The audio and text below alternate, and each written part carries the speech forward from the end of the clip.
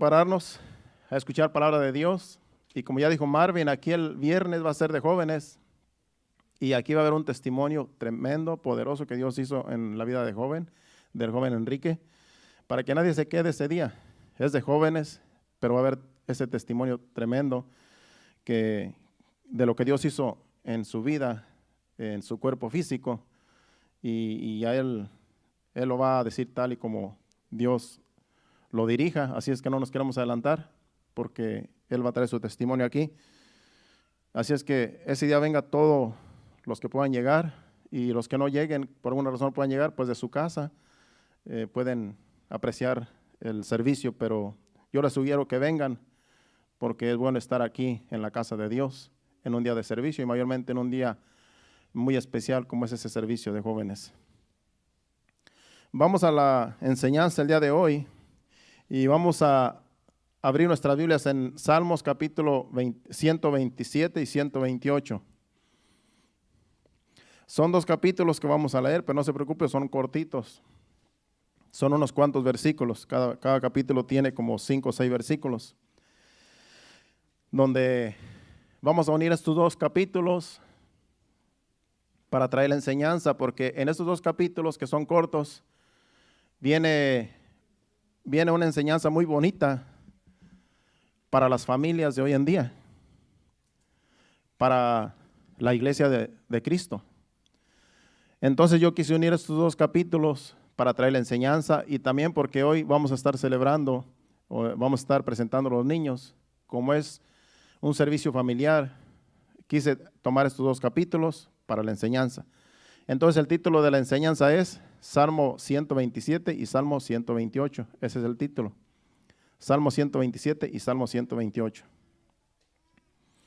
Bueno, yo escribí aquí: hoy en día, aquí en los Estados Unidos y en muchos países alrededor del mundo, están viviendo los peores días de la historia. La pregunta es ¿por qué? Porque los gobiernos han sacado a Dios de las escuelas y de toda institución para imponer sus propias leyes que son contrarias a lo establecido por Dios. Hoy en día, aquí en los Estados Unidos, no es permitido en las escuelas leer la Biblia, hacer una oración y mucho menos hablar de Jesucristo. Cuando una nación, una ciudad, una institución y una familia no es gobernada por Dios, va a ser gobernada por el hombre, y el hombre sin Dios está perdido. ¿Cuántos saben que sin Dios estamos perdidos? Entonces, estamos en crisis espiritual, porque el hombre piensa que sin Dios puede gobernar tanto una nación, tanto una ciudad, tanto una comunidad y tanto una familia.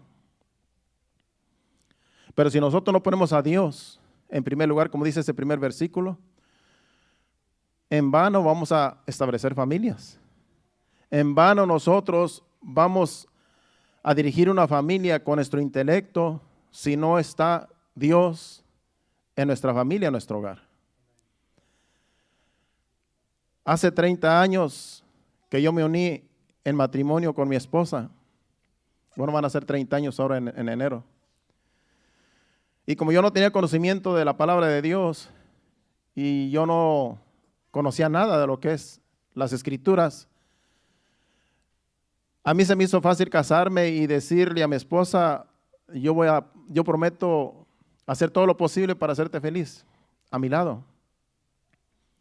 Y yo hice todo lo posible para hacerla feliz a mi lado. ¿Y sabe qué? No pude. Porque yo pensé que con mi intelecto, con mi forma de ser, ya que ella decía yo te amo mucho, dije bueno, con que ella me ame y ya lo demás lo hago yo. Hermano, no creo que está fácil. No es fácil. Aunque tú ames, a veces las cosas no son como uno quiere. A veces las cosas no son como uno piensa. Y ese era mi pensamiento. Decía, si con que ella me ame, yo hago todo lo demás. Si le tengo que cocinar, le voy a cocinar. Con tal de que ella no haga nada. Decía yo, lo voy a tener como una reina.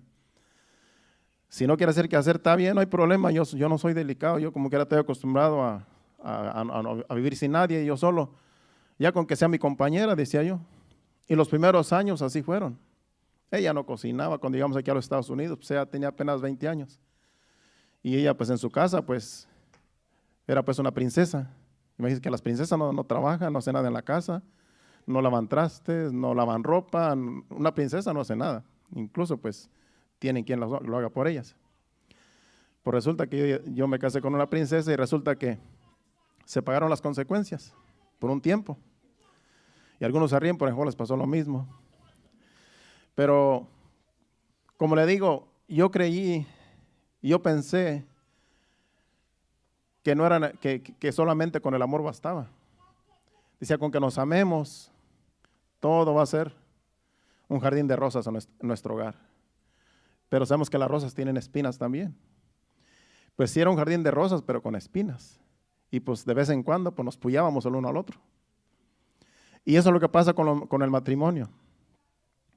Que si no está Dios en primer lugar, los matrimonios no funcionan. Cada quien quiere jalar por su lado, cada quien quiere hacer lo que quiere. Al principio todo parece bien, pero con el tiempo se van viendo que en realidad se necesita que Dios esté en la familia. Se necesita que Dios esté en el negocio, en la ciudad, en el país. Es por eso que hay países donde no honran a Dios, donde la mayoría de la gente no honra a Dios y vive su vida desenfrenada en el pecado, y son los países más maldecidos porque Dios no está ahí. Donde está Dios hay bendición. Donde no está Dios va a estar el diablo y no hay nada de bendición, hay pura maldición. Entonces, esa es la diferencia la hace Dios. En un país, en una ciudad, en un hogar y en una iglesia. Dios hace la diferencia. Porque si no está Dios, en vano hacemos las cosas.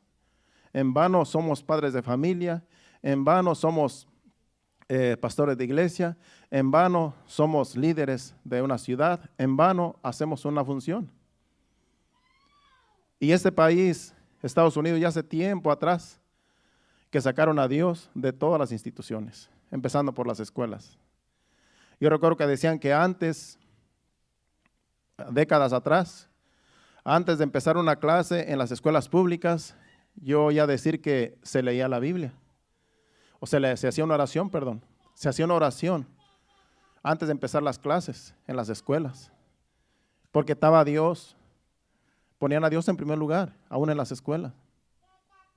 Pero después algún líder, algún presidente, se le ocurrió de que no necesitaban hacer eso y que somos libres y que hay muchas religiones y que para no hacer controversia, que porque cada quien cree en lo que quiere y empezaron con sus cosas como siempre pasa y dijeron no más oración en las iglesias, en las escuelas, y sacaron a Dios. ¿Qué pasa ahora más en las escuelas? Tiroteos, matanzas, jóvenes. La mayoría de los que asesinan en estas que vemos en las noticias, esos tiroteos que han salido en los últimos años, las últimas décadas, son jóvenes.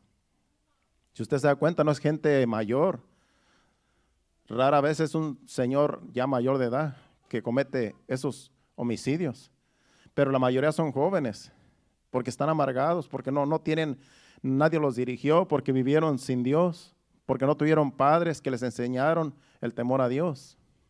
Y crecen sin Dios. ¿Y qué vienen a hacer? Maldades después.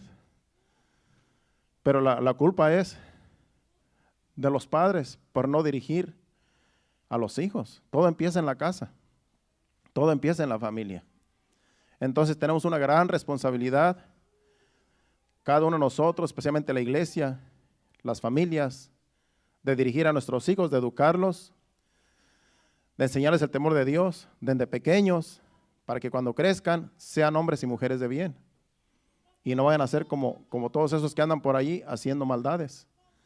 Entonces, la responsabilidad cae sobre los padres, porque Dios nos confió a nuestros hijos. Por eso dice ahora sí pone el Salmo 127.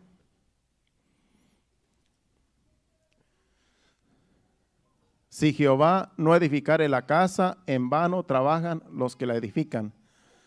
Si Jehová no guardare la ciudad, en vano vela la guardia. Usted se da cuenta, este versículo está hablando de una ciudad. Que si no pone un alcalde una ciudad, a Dios, en vano vela, en vano está haciendo su labor. Porque en esos tiempos tenían enemigos. Aquí está hablando del pueblo de Israel.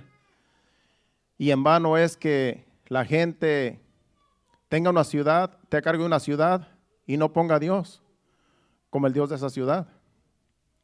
Por eso es en vano. Si Jehová no edificare la ciudad, la casa, en vano trabajan los que la edifican. Está hablando de una casa, de una familia. Y si Jehová no guarda la ciudad, en vano vela la guardia. Son dos cosas. Uno está hablando una familia, está hablando de un hogar y está hablando de una ciudad. Tanto en el hogar como en la ciudad, Dios tiene que estar presente en ese lugar, en esa ciudad, para que todo marche bien y que Dios proteja y dirija una ciudad, una familia, por medio de los líderes. Vamos ahorita vamos a regresar al Salmo, pero vamos a 1 de Samuel capítulo 8, versículo del 1 al 7, para que usted vea que también en el pueblo de Israel cometieron un error muy grave aquí, porque en ese tiempo Samuel era el juez y Dios estaba con Samuel. Dios dirigía a Samuel, él era el juez y él era el líder de Israel. Y todo lo que Samuel hacía era porque Dios lo dirigía. Él era el líder en ese tiempo. Y aquí el pueblo de Israel empezaron a ver que ya Samuel se estaba poniendo viejo y dijeron, ya este viejito cualquier día se nos va. Sus hijos son unos corruptos, sus hijos no siguen el camino de él, no siguen su ejemplo. Mejor vamos a pedirle que nos ponga un rey. Así como las demás naciones tienen reyes, que también nosotros tengamos un rey y le obedezcamos. Pero aquí lo que sucedió que Samuel, cuando vinieron con Samuel en realidad se sintió triste y Dios también se indignó con el pueblo. Y vamos a ver lo que sucedió. Leemos del 1 al 7 de corrido. Dice, aconteció que habiendo Samuel envejecido, puso a sus hijos por jueces sobre Israel. Y el nombre de su hijo primogénito fue Joel, y el nombre del segundo Abías, y eran jueces en Beerseba. Pero no anduvieron los hijos por los caminos de su padre, antes se volvieron tras la avaricia, dejándose sobornar y pervirtiendo el derecho. Entonces todos los ancianos de Israel se juntaron y vinieron a Ramá para ver a Samuel. El 5. Y le dijeron, he aquí tú has envejecido y tus hijos no andan en tus caminos, por tanto, constitúyenos ahora un rey que nos juzgue como tienen todas las naciones. Pero no agradó a Samuel esta palabra que dijeron, danos un rey que nos juzgue, y Samuel oró a Jehová. Y dijo Jehová a Samuel, oye la voz del pueblo en todo lo que te digan, porque no te han desechado a ti, sino a mí me han desechado, para que no reine sobre ellos. Y ahí sigue después lo demás, que sí les puso un rey, fue el primer rey, Esaú. Pero ¿por qué les puso un rey? Porque lo pidieron, porque ellos pidieron rey, pero Dios no les iba a poner rey. Dios podía levantar otro juez, así como Samuel, y Dios podía estar con el juez dirigiendo al pueblo, pero ellos, como dijeron antes, queremos un rey, porque ellos miraban que las demás naciones tenían su rey y salían a la guerra, salían a combatir, y iba el rey por delante dirigiendo al pueblo, a los soldados, y ellos dijeron, nosotros también queremos un rey que nos represente como nación. Este viejito, pues mira, nomás da lástima, pues ya Samuel estaba viejito. ¿Qué va a hacer este pobre viejito delante de nosotros? Queremos un rey que sea grande, y sí, escogieron un rey altote, un rey alto que era Esaú, pero de nada sirvió porque al poco tiempo Dios lo desechó. El hombre sin Dios no sirve. Aunque esté muy grande, aunque esté muy guapo, aunque esté muy fuerte, aunque digas, este me lo recetó el doctor, no. Si no está Dios con él, no sirvió y ya, no va a servir. No podemos dejarnos llevar por las apariencias, porque las apariencias se engañan. Y eso fue lo que pasó con Saúl, que lo vieron que estaba grande, dice que sobresalía de todo, de toda la gente. Y dijeron, este sí nos va a representar como rey y con este sí vamos a ganar batallas. Pero no sirvió porque desobedeció a Dios. En la primera encomienda que Dios le hizo, lo desobedeció. Por eso le dijo a Samuel, no te preocupes, no te desecharon a ti, me han desechado a mí. Y por lo tanto pagaron las consecuencias. Fueron derrotados muchas veces hasta que Dios levantó a David, al rey David. Pero ahí sí fue Dios levantando a David. Ahí no fue el pueblo. Porque Dios sabía que el pueblo como quiera no tenían discernimiento. Y bueno, y esa es la historia de un pueblo que quiere ser gobernado por el hombre. Un pueblo que quiere ser gobernado por alguien el cual no es dirigido por Dios. Y nadie va a dirigir bien cuando Dios no lo dirige. Va a cometer muchos errores y se siguen cometiendo. Todos los países, todos los gobernadores, todos los presidentes, todos cometen errores porque si no ponen a Dios en primer lugar, ¿cómo van a ser dirigidos? Con su propio intelecto siempre van a fracasar. Pero Dios le puede dar sabiduría hasta el más simple. Y eso está en la Biblia también. Bueno, vayamos otra vez al Salmo 127 porque solamente tenemos como unos 20 minutos para la enseñanza y son 2 capítulos que vamos a estar leyendo, pero bien edificantes y después vamos a presentar a los niños para así salir a la misma hora de siempre. Salmo 127, versículo 2. Ya leímos el 1, ahora vamos al versículo 2. Dice el versículo 2. Por demás es que os levantéis de madrugada y vayáis tarde a reposar y que comáis pan de dolores, pues que a su amado dará Dios el sueño. Acuérdense que el otro versículo está hablando porque este va de la mano del otro versículo primero. El otro versículo dice que si Dios no gobierna la ciudad, si Jehová no gobierna la ciudad, en vano vela la guardia. Si Dios no edifica la casa, en vano trabajan los que la edifican. Entonces el versículo 2 va de la mano del 1. Por eso dice, por demás es que si Dios no está en la casa, es por demás que os levantéis de madrugada y vayáis tarde a reposar y que comáis pan de dolores, pues que a su amado dará Dios el sueño.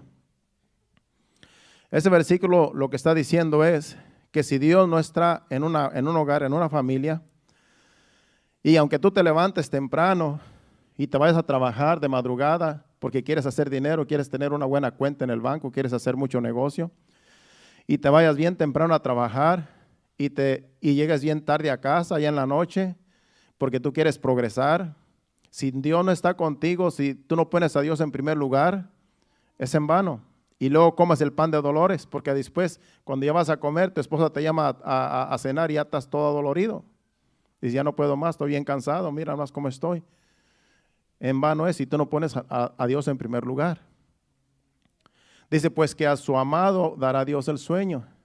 Ahí a su amado dará Dios el sueño, ahí está hablando de una persona que pone a Dios en primer lugar.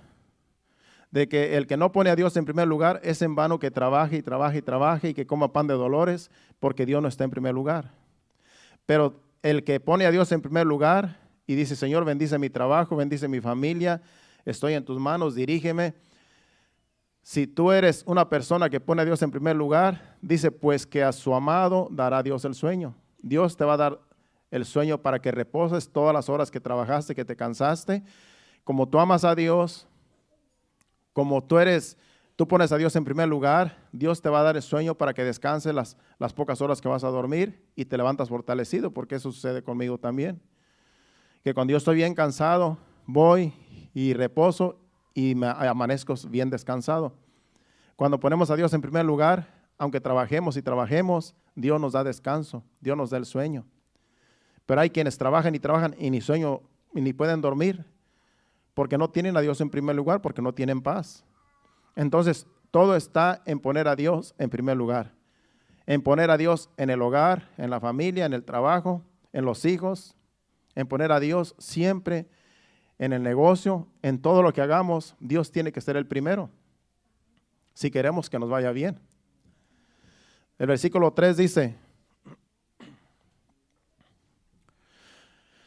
este también es muy precioso este versículo. He aquí herencia de Jehová son los hijos, cosa de estima el fruto del vientre. He aquí herencia de Jehová. Cuando nosotros tenemos nuestros hijos, son herencia de Dios. Dios quiso dárnoslos como una herencia. Entonces no podemos nosotros menospreciar la herencia de Dios. Nuestros hijos, tenemos que amarlos, tenemos que educarlos, tenemos que apreciar lo que Dios nos da, porque son herencia de Dios. Es por eso que usted tenga mucho cuidado de no maltratar a los hijos, sino educarlos, disciplinarlos, como dice la Biblia, guiarlos en el temor de Dios, porque le vamos a dar cuenta a Dios por ellos, para que nuestros hijos crezcan en el temor de Dios. Que después no nos culpen, que después no nos digan, tú nunca me enseñaste de la palabra, tú nunca me enseñaste, tú nunca me llevaste a la iglesia. Que no nos culpen por lo que ellos vayan a hacer en el futuro. Nosotros vamos a hacer lo posible para que nuestros hijos tengan temor de Dios, amen a Dios y de grandes sean hombres de bien, mujeres de bien y sean siervos de Dios. Nosotros tenemos que guiarlos en el temor hacia Dios. Versículo 4. Como saetas en manos del valiente, así son los hijos habidos en la juventud. Como saetas en manos del valiente, dice ahí está hablando, una saeta es una flecha. Dice que así son los hijos habidos en la juventud. Hay quienes tienen hijos a muy temprana edad.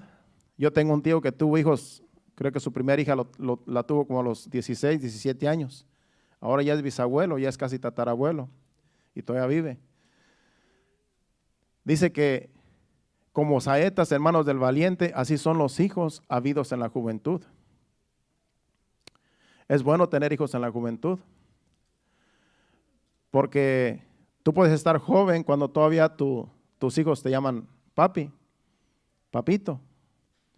Pero si ya los tienes ya viejos como Abraham, pues te pueden decir abuelo, porque ya calificas como abuelo y no como padre.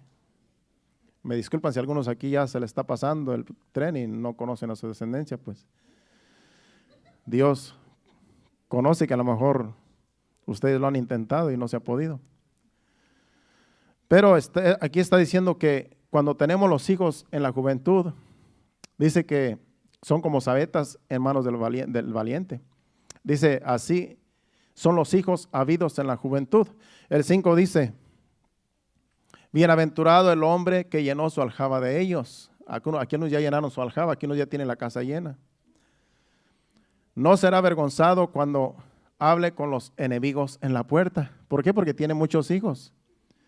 Porque tiene con qué responder a los enemigos. Es bonito ver una casa llena de hijos. Es bonito ver una mesa, cuando se sientan a comer todos los niños alrededor de la mesa allí.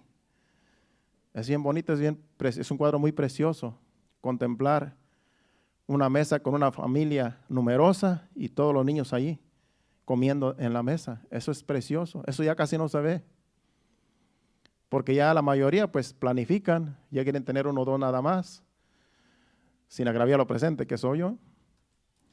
Pero si usted puede tener más hijos, pues es una bendición. Es una bendición, ¿por qué? Porque es una herencia de Dios, porque es precioso ver una casa llena de hijos. Si usted confía en que Dios le va a dar todo lo necesario y las comodidades, pues está bien, porque es una bendición. Usted, cuando esos hijos crezcan, pues serán de bendición si usted los guía en el buen camino. Todo está en poner a Dios en primer lugar y en la familia. Y dice que es una bendición. Sigue diciendo el otro versículo. O allí terminó. Estamos al 5, ¿verdad? Sí, ese es el último. Son solamente 5 versículos. Dice que no será avergonzado alguien que tiene muchos hijos con los enemigos en la puerta. Yo le voy a contar una anécdota que sucedió en mi casa con mi papá. Una anécdota pequeña que a lo mejor lo alcanzo a contar en 2 minutos. Hablando de que no será avergonzado cuando hable con los enemigos en la puerta, yo meditando en este versículo, yo recuerdo que cuando yo tenía como algunos 12 años, como en la casa mi papá tuvo 10 hijos, yo soy el cuarto de 10 que somos, ya falleció la primera de las mujeres. Pero como todos estábamos pequeños y todos nos seguíamos un año de otro, o sea que todos estábamos casi del mismo tamaño. Y resulta que llegó un señor una vez en la mañanita cuando yo recuerdo que yo desperté, yo lo digo porque yo lo escuché, no que me lo contaron. Y recuerdo que yo desperté tempranito como a las 7 de la mañana o a las 6:30, por ahí todo estaba un poco oscuro. Cuando yo desperté y escuché un escándalo afuera en la calle, resulta que llegó un señor de allí mismo, de la comunidad, que quería pleito con mi papá. Mi papá en ese tiempo pues estaba joven. Y yo escuchaba la discusión porque ese hombre llegó furioso y con arma. Y era un problema en realidad que mi papá no tenía la culpa, pero él quería agarrar a golpes a mi papá. Y quería a toda costa, vamos a ver aquí, a ver quién sobra. Y él con arma, mi papá no usaba arma. El caso es que a toda costa él quería pleito. Y él andaba bien enojado. Y yo recuerdo que mi papá con sabiduría le dijo, mira, dice, ¿para qué nos peleamos? La culpa no es mía, tú investiga el asunto y te vas a dar cuenta que el problema no es mío. Y después pasó el tiempo y se dio cuenta que mi papá no tenía nada que ver con el asunto. Imagínense si ahí lo hubiera matado, pues se hubiera matado el uno al otro, pues en vano, porque mi papá no tenía problema, no tenía culpa en el asunto, que él estaba culpándolo. El caso es que mi papá me acuerdo que le dijo, mira, dice, tú tienes hijos, yo también tengo hijos. Dice, ¿para qué nosotros nos vamos a herir y después que nuestros hijos vayan a vengarnos? No tiene caso, es una tontería. Ya olvídate de cosas, ya investiga las cosas y te vas a dar cuenta que en realidad no es para tanto. Pero no nos vamos a pelear, yo no me voy a pelear contigo, porque no nos conviene. Tanto tú tienes familia como yo tengo familia y no nos conviene pelearnos. Y con sabiduría mi papá pues apaciguó al Señor y el Señor se fue. Y de ahí para adelante ya no hubo más problema, porque después parece que el Señor se dio cuenta que mi papá tenía la razón. Y hasta hoy en día ya las cosas nunca volvió a venir así molesto queriendo pelear. Pero este versículo me llama la atención porque sucedió allí con mi papá. Mi papá tiene muchos hijos y él no se avergonzó con decirle, mira, nuestros hijos van a llevar la culpa de nuestra. ¿Para qué pelearnos? ¿Para qué agredirnos? Con sabiduría mi papá calmó la situación y gracias a Dios no pasó nada. Entonces, eso es cuando uno tiene hijos, los hijos mismos dan testimonio de que Dios está en esa familia cuando nosotros los dirigimos, cuando nosotros en el temor de Dios dirigimos a nuestra familia. Así es que es una bendición poner a Dios en la familia porque Dios nos va a respaldar en cualquier situación. Bueno, es el Salmo 127, ahora vamos al Salmo 128 y a lo mejor en 10 minutos lo terminamos. Salmo 128 también es muy precioso porque también habla de la familia. Versículo 1, bienaventurado aquel que teme a Jehová, que anda en sus caminos. Todo aquel que teme a Dios, que anda en sus caminos, que anda en el temor de Dios, es bienaventurado. Si tú temes a Dios, andas en sus caminos, te gusta buscar de Dios, vas a la iglesia, oras, lees la Biblia, te consagras a Dios, temes a Dios, no haces nada indebido porque temes a Dios, eres bienaventurado porque temes a Dios. El versículo 2. Cuando comieres el trabajo de tus manos, bienaventurado serás y te irá bien. ¿Por qué? Porque tú temes a Dios, porque pones a Dios en primer lugar. Cuando tú vas a comer del trabajo de tus manos, que tú eres un hombre honrado, una persona honrada, serás bienaventurado porque tú estás comiendo el pan honradamente. Por eso vas a ser bienaventurado. ¿Por qué? Porque temes a Dios. Porque pones a Dios en tu trabajo, en tu familia, en tu hogar. el versículo 3. Aquí habla de la mujer, porque los primeros dos versículos habla del hombre, habla de un hombre. Aquí habla de la mujer. Dice, tu mujer será como vid que lleva fruto a los lados de tu casa, tus hijos como plantas de olivo alrededor de tu mesa. Y si la mujer no tiene marido, pues también la mujer como quiera es la que trae el sustento al hogar, es una mujer que teme a Dios y la hace como ya que no tiene marido, pues trabaja, teme a Dios, trabaja y Dios bendice el trabajo de sus manos y en su casa tiene a sus hijos, en su mesa es bienaventurada también. O sea que aquí, aunque los otros versículos hablan de la mujer, hablan del hombre, pero también puede ser la mujer cuando la mujer pone a Dios en primer lugar y si no tiene marido, si está, digamos que la abandonaron o está sola. Aquí está hablando sí específicamente de la mujer que tiene a su marido. Dice, tu mujer será como vid que lleva fruto a los lados de tu casa. Y también dice, tus hijos como plantas de olivo alrededor de tu mesa. Está hablando de la esposa y está hablando de los hijos que adornan la mesa donde uno come con su familia. Así es la bendición de Dios cuando nosotros tememos a Dios, cuando nosotros ponemos a Dios en primer lugar en nuestra vida, en nuestro hogar, en nuestra familia. Qué precioso. ¿Cuántos dicen amén? El versículo 4. He aquí que así será bendecido el hombre que teme a Jehová. Con una familia preciosa, una esposa que ama a Dios, que teme a Dios, porque cuando el marido teme a Dios, la esposa lo más seguro es que va a seguir el ejemplo del marido, porque el marido es cabeza del hogar. Casi siempre la mujer, cuando el marido decide buscar de Dios, casi siempre la mujer lo va a seguir. Eso casi siempre es así. El problema es que casi siempre la mujer es la primera que decide buscar de Dios y el hombre lo sigue, la tiene que seguir. Y si no la sigue, pues hay conflicto. En mi caso, mi esposa fue la primera que dijo, yo necesito a Dios. Yo necesito buscar de Dios. Si tú no quieres buscar de Dios, yo sí estoy bien necesitada de Dios y yo quiero que me lleves a una iglesia porque yo sin Dios no puedo vivir. Ella ya estaba bien deprimida cuando estábamos pasando momentos difíciles. Y como yo no sabía nada de Dios, yo pensé que el problema era ella. Dice, no, tú eres el problema, el problema es que tú no quieres cambiar. Yo la culpaba a ella. Pero en realidad ella sí decía, yo necesito a Dios.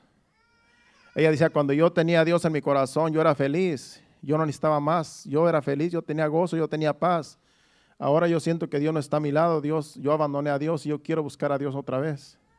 Y ella llorando decía, yo quiero volver a ir a la iglesia, yo quiero buscar de Dios.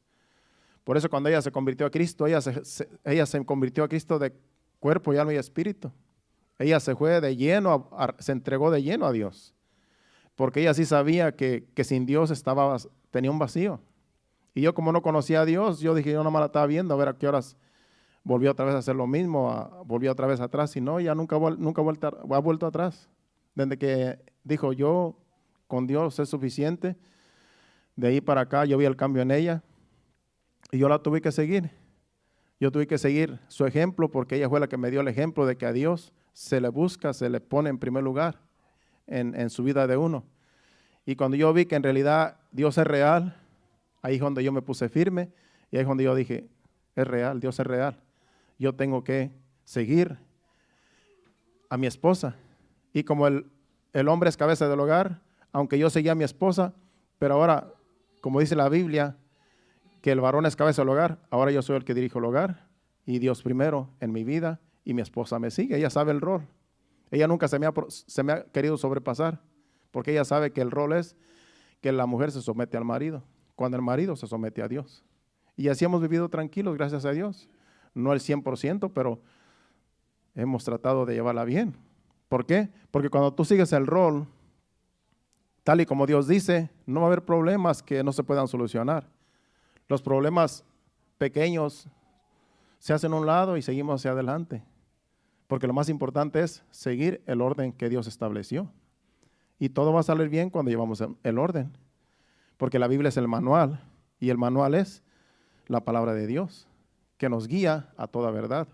Y cuando todo funciona en orden, el marido, cabeza del hogar, Jesucristo, cabeza del marido, la esposa se somete al marido, los hijos se someten a la esposa y se someten al padre, a los padres, perdón, y todo funciona, todo funciona bien, porque así es el orden.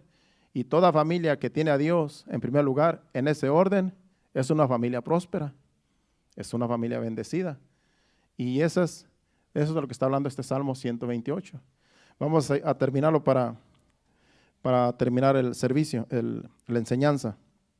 Dice el versículo 5, ya después solamente es el 6. Bendígate Jehová desde Sión y veas el bien de Jerusalén todos los días de tu vida. Está hablando de un hombre que teme a Dios. Dice que te bendiga Jehová desde Sión, en otras palabras, ya que tú eres un hombre temeroso, un hombre que ama a Dios, que teme a Dios, una mujer que teme a Dios, que ama a Dios, que Dios te bendiga porque tú temes a Dios, porque pones a Dios en primer lugar. Bendígate Dios, Jehová desde Sión y veas el bien de Jerusalén, veas el bien de la iglesia, de tu pueblo, de tu nación, todos los días de tu vida. Ve el bien de tu familia todos los días de tu vida. Y el 6 termina diciendo, y veas a los hijos de tus hijos, paz sea sobre Israel. ¿Quiénes son los hijos de tus hijos? Tus nietos. Que en esta bendición que Dios te tiene, de que como tú pusiste a Dios en primer lugar, tú veas tu tercera generación, tú veas a tus hijos y que tus hijos tengan hijos y tú puedas ver los hijos de tus hijos que vienen siendo tus nietos. Ya por ahí me dieron la noticia que ya pronto voy a ver mi tercera generación. Eso quiere decir que ahí estoy en el orden, gracias a Dios. Y cada uno de ustedes, algunos ya los vieron desde hace tiempo. Pero eso es lo precioso de la palabra de Dios. Que cuando ponemos a Dios en primer lugar, todo va a salir bien. Y no vamos a decir que no vamos a pasar momentos difíciles. A veces pasamos momentos de angustia, de desesperación, pero confiamos en Dios.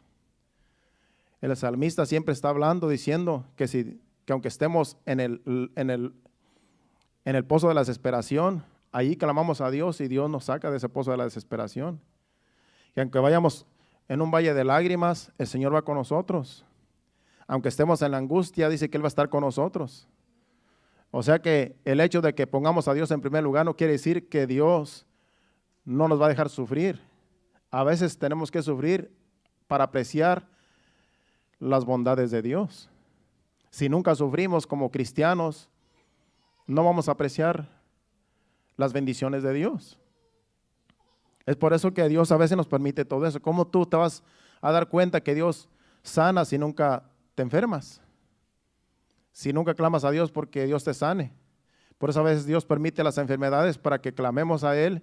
Y cuando Él nos sana, digo, Señor, gracias, tú todavía sanas, tú todavía sigues sanando. A veces pasamos por momentos de tristeza, de angustia. Decimos, Señor, sácame de esta angustia, sácame de esta desesperación. Solamente tú lo puedes hacer, los doctores no pueden hacer nada, te dan una pastilla y te ponen peor. Y tú clamas a Dios en esa desesperación, en esa angustia, en ese dolor, en ese sufrimiento, porque tú pusiste a Dios en primer lugar desde un principio. Y pasas a lo mejor un momento difícil, un tiempo difícil, pero después te das cuenta que Dios te saca a seguridad. Y así es Dios. ¿Por qué? Porque pusiste a Dios en primer lugar desde un principio. Pero si no tenemos a Dios como base, como fundamento en nuestra familia, en nuestro hogar, en la iglesia, en una ciudad, en una nación, ¿quién nos va a ayudar? Si Dios es el único que nos puede ayudar en momentos difíciles que nos encontremos. Así es que siempre ponga a Dios en primer lugar. Siempre ponga a Dios en su familia, en su hogar, en su vida primeramente, en su negocio. Que Dios bendiga su negocio, que Dios lo prospere, pero que usted nunca deje a Dios, porque a veces también sucede que cuando estamos prosperados, después nos olvidamos de Dios, sabiendo que Él es el que nos prospera. Por eso, aunque estemos bendecidos, prosperados, nunca se olvide que es Dios bendiciéndonos, bendiciendo nuestras finanzas, dándonos sabiduría en el trabajo, en los negocios, para que toda la gloria y la honra sea para Dios, porque antes de venir a Cristo éramos inútiles. Antes de venir a Cristo, usted si se da un vistazo atrás, cómo era usted, cómo era yo, cómo éramos nosotros, no servíamos para nada. No éramos nada, no éramos nadie.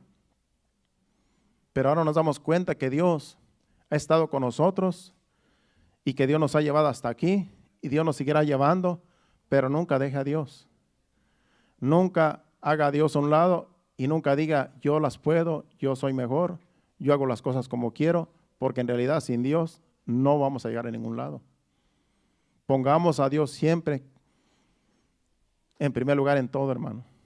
Primeramente en su vida, diga, Señor, dirige mi vida, dirige mis pensamientos, dirige todo lo que yo haga. Y después dirige mi familia, dirige mi hogar, mi esposa. Y cuando nosotros ponemos a Dios siempre en primer lugar, las cosas van a salir bien, aunque parezca que todo va mal. Primero, todo empieza con nosotros. Todo empieza con usted, con yo, conmigo. Que cada uno de nosotros pongamos a Dios en primer lugar en nuestra vida. Y después Dios se va a encargar de las demás cosas que nos rodean, como la esposa, el esposo, los hijos. Después Dios se va a encargar de las situaciones. Primeramente es Dios, hermano. Porque si Dios no edifica, en vano trabajamos. Si Dios no cuida, en vano nosotros cuidamos. Si Dios no bendice, en vano nosotros nos esforzamos. Todo está en Dios, hermanos. ¿Cuántos dicen amén? Bueno, si ha entendido el mensaje, denle un aplauso a Cristo. Pongámonos de pie.